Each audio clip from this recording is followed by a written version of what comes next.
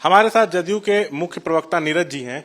Sir, ये India गठबंधन के नेता लगातार सनातन धर्म पर बयानबाजी कर रहे हैं। तमिलनाडु के उच्च शिक्षा मंत्री हैं, उन्होंने कहा है कि ये जो सनातन धर्म के सिद्धांत के विरोध में ही जो है इंडिया गठबंधन का गठन हुआ है।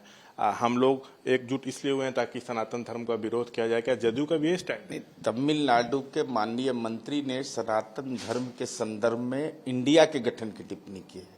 इंडिया का गठन हुआ है संविधान की रक्षा के लिए, और संविधान इस बात की इजाजत देता है कि तमाम धार्मिक और सामाजिक समूहों को उनको स्वतंत्रता हासिल है। अब सनातन धर्म के वैसे लोग भी ठेकेदार बन गए। पहले हिंदू धर्म बोलती थी भारतीय जनता पार्टी, जिनके माथे पर कलंक का टीका है। आजाद हिंदुस्तान में 2416 मंदिर भारतीय जनता पार्टी के शासनकाल में तोड़ डाले गए। माननीय प्रधानमंत्री के वाराणसी संसदीय क्षेत्र के वाराणसी के लंका थाना में आज भी महादेव 150 शिवलिंग के रूप में आज भी लंका थाना में हाजत के कैद खाने में कैद है। तो सनातन धर्म हो या हिंदू धर्म हो या शैव संप्रदाय हो या इस्लाम धर्म हो या विभिन्न धर्म हो, भाई स्वामी विवेकानंद को मानने वाले हम लोग हैं। सबका सम्मान करो, सबके प्रति प्यार करो, उनका बयान हो सकता है। लेकिन इंडिया का गठन हुआ है इसी संविधान के तहत।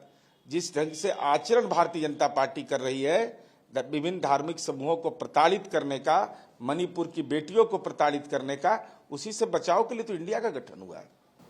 सर, आपके पार्टी के राष्ट्रीय अध्यक्ष ललन सिंह नीतीश जी को पीएम मटेरियल बता रहे हैं। ये कह रहे हैं कि उनके अंदर देश का नेतृत्व करने की क्षमता है। नहीं, देखिए, मैं उस मीटिंग में था। माननीय हमारे पार्टी के राष्ट्रीय अध्यक्ष ने माननीय मुख्यमंत्री जी के कर्म भूमि के बारे में बताया कि यहाँ से आप लोगों ने विधायक बनाया, सांसद बनाया, पांच बार सांसद बनाया, केंद्र में विभिन्न विभागों के मंत्री बनाया। तो उनकी राजनीतिक योग्यता जो है उस पर देश के अंदर कहीं कोई विमर्श नहीं होता है, कोई दाग नहीं है।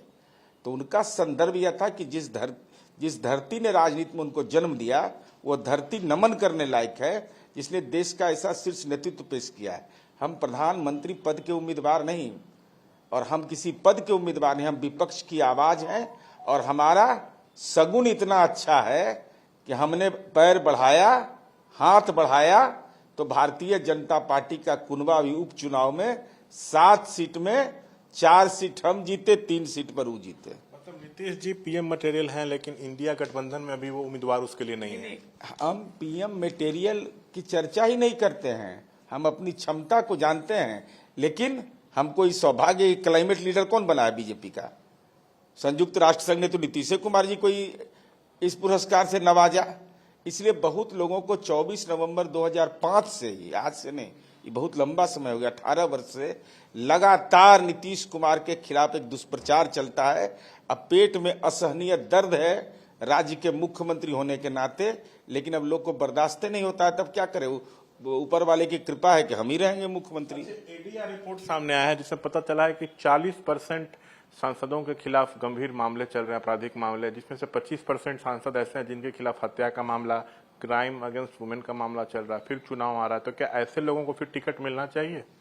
देखिए, माननीय सर्वोच्च न्यायालय ने बार बार चिंता व्यक्त किया है कि अपराध से जुड़े लोग जो गंभीर अपराध के हैं, उसके कारण माननीय सर्वोच्च न्यायालय ने निर्देश दिया कि स्पीडी ट्रायल का गठन किया जाए जनप्रतिनिधियों के लिए। तो राजनीतिक दलों को चुनाव आयोग ने निर्देश दिया, साथ ही साथ माननीय सर्वोच्च न्यायालय बार बार स्मारित करता रहा। तो राजनीतिक दलों को, तो राजनीतिक कार्यकर्ता के अगर हितों की रक्षा करना है तो निश्चित रूप से उस दिशा में पहल करनी चाहिए।